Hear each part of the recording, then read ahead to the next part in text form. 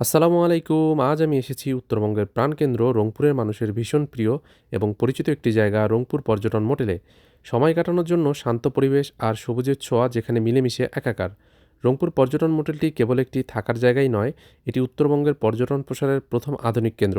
৮০ দশকের শেষের দিকে যখন এই অঞ্চলে আধুনিক আবাসন সুবিধা প্রায় ছিল না, তখন এটি ভিআইপি এবং বিদেশিদের পর্যটকদের একমাত্র ভরসা ছিল।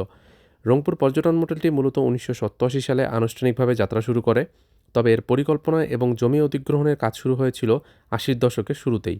উত্তরবঙ্গের প্রবেশদ্বার হিসেবে রংপুরকে গুরুত্ব দিয়ে বাংলাদেশ পর্যটন কর্পোরেশন এটি নির্মাণ করে। অনেকের মনে প্রশ্ন থাকে, এটি সরকারি নাকি বেসরকারি? এটি শতভাগ সরকারি প্রতিষ্ঠান। এটি বেসামরিক বিমান পরিবহন ও পর্যটন মন্ত্রণালয়ের অধীনে থাকা বাংলাদেশ পর্যটন কর্পোরেশন বিপিসি দ্বারা পরিচালিত। তবে বর্তমানে অনেক সরকারি পর্যটন কেন্দ্র পিপিসি পাবলিক প্রাইভেট পার্টনারশিপ মডেলে দেওয়ার কথা চললেও এটি এখনও সরাসরি সরকারের নিয়ন্ত্রণেই আছে। এটি কি শুধু হোটেল নাকি কমিউনিটি সেন্টার, তা বলার আগে একটি কথা বলতেই হয়। নবদম্পতিরা এখানে স্মৃতিচিহ্ন হিসাবে নিজ হাতে বৃক্ষরোপণ করে।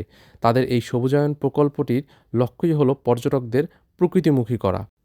এটি মূলত একটি মোটেল। মোটেল মানেই হলো হাইওয়ের পাশে থাকা হোটেল, যেখানে গাড়ি পার্কিংয়ের সুবিধা বেশি থাকে। তবে এখানে শুধু থাকার রুমই নয়, আরও অনেক কিছু সুবিধাই রয়েছে। কনফারেন্স হল, এখানে বড় বড় সেমিনার বা মিটিং করার জন্য আধুনিক হলরুম রয়েছে। ডাইনিং, বিয়ের অনুষ্ঠান বা কমিউনিটি সেন্টারের মতো বড় কোনো সামাজিক অনুষ্ঠানের আয়োজনও এখানে করা যায়। অর্থাৎ একই সাথে থাকার জায়গা এবং ছোটোখাটো কমিউনিটি সেন্টারের কাজ করে থাকে। এটি করার মূল কারণ, তৎকালীন সময়ে রংপুর ছিল উত্তরবঙ্গের একটি গুরুত্বপূর্ণ প্রশাসনিক ও বাণিজ্যিক জোন। কিন্তু তখন সেখানে মানসম্মত কোনো আবাসন বা হোটেল ছিল না, বিশেষ করে বিদেশি মেহমান ও সরকারি কর্মকর্তাদের থাকার জায়গা। রংপুর পর্যটন মোটেলে বর্তমান ২৮টি রুম রয়েছে, তবে সংখ্যা মাঝে মধ্যে সংস্কার কাজের জন্য কম বেশি হতে পারে। এখানে শীততাপ নিয়ন্ত্রিত ও নন এসি রুমের পাশাপাশি এখানে উন্নত মানের রেস্টুরেন্টের সুবিধাও রয়েছে।